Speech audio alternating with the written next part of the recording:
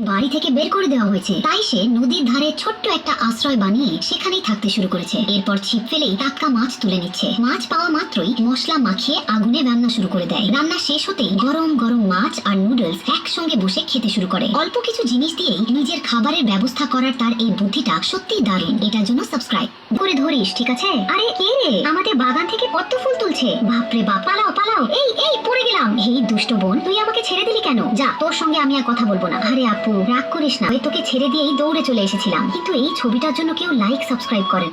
খোসায় cement ঢেলে এমন জিনিস বানানো হচ্ছে কেন? প্রথম দেখায় বিষয়টা অবিশ্বাস্য মনে হলেও শেষের ফলাফল আপনাকে চমকে দেবে। প্রথমে ডিমের খোসার ভেতরে সিমেন্টের মিশ্রণ ভরে শুকিয়ে নেওয়া হয়। এরপর খোসা ছাড়িয়ে রং করতে তৈরি হয়ে যায় দারুণ সুন্দর সাজসজ্জার পট। শুধু তাই নয়, পুরনো কাচের বোতল, টায়ার আর ভাঙা টাইলস দিয়েও বানানো হচ্ছে অসাধারণ টেবিল, লাইট আর ঘরের বিভিন্ন সাজসজ্জার জিনিস। যে জিনিসগুলোকে সবাই আবর্জনা মনে করে, সেগুলোই একটু আইডিয়া আর পরিশ্রমে হয়ে উঠছে দারুণ সব হোম ডেকোর। ছবিটার জন্য কাদার উপর আস্ত একটা প্লাস্টিকের শেড বিছিয়ে তার উপর ধান চাষ করা হচ্ছে কেন? প্রথম দেখায় বিষয়টা অদ্ভুত মনে হলেও এটাই ইন্দোনেশিয়ার কৃষকদের সবচেয়ে কার্যকর কৃষি কৌশলগুলোর একটি। প্রথমে ধানের বীজগুলো বিশেষ মাটির মাধ্যমে চারা তৈরি করা হয়। এরপর চারাগুলো পানিতে রেখে শিকড় আরো শক্ত করা হয়। তারপর খেতে বিছানো বিশেষ পাতলা শীটের উপর সারি সারি করে চারা রোপণ করা হয়। এতে আগাছা সহজে জন্মায় না আর মাটির পুষ্টি সরাসরি ধান গাছের কাছে পৌঁছে যায়। ফলাফল, মাত্র কয়েক মাসে ক্ষেত ভরে ওঠে বাম্পার ফলনে। এটার জন্য ক্ষেত রাস্তার ধারে সবুজ ঘাস দেখে এই মেয়েটির মাথায় দারুণ একটা আইডিয়া চলে এলো। সে ভাবলো, কেননা ঘাস দিয়েই একটু অন্যরকম কিছু বানানো যায়। মুহূর্তের মধ্যে সে মেসির ছোটবেলার একটি অসাধারণ ছবি তৈরি করে ফেললো। কিন্তু এখানেই শেষ নয়। এরপর সে একটি তরমুজ নিয়ে সেটার উপর ফুটবলের মতো কালো সাদা রং করতে শুরু করলো। কয়েক মিনিটের মধ্যেই সাধারণ তরমুজটা দেখতে একেবারে আসল ফুটবলের মতো হয়ে গেল। ছবিটার জন্য লাইক, সাবস্ক্রাইব।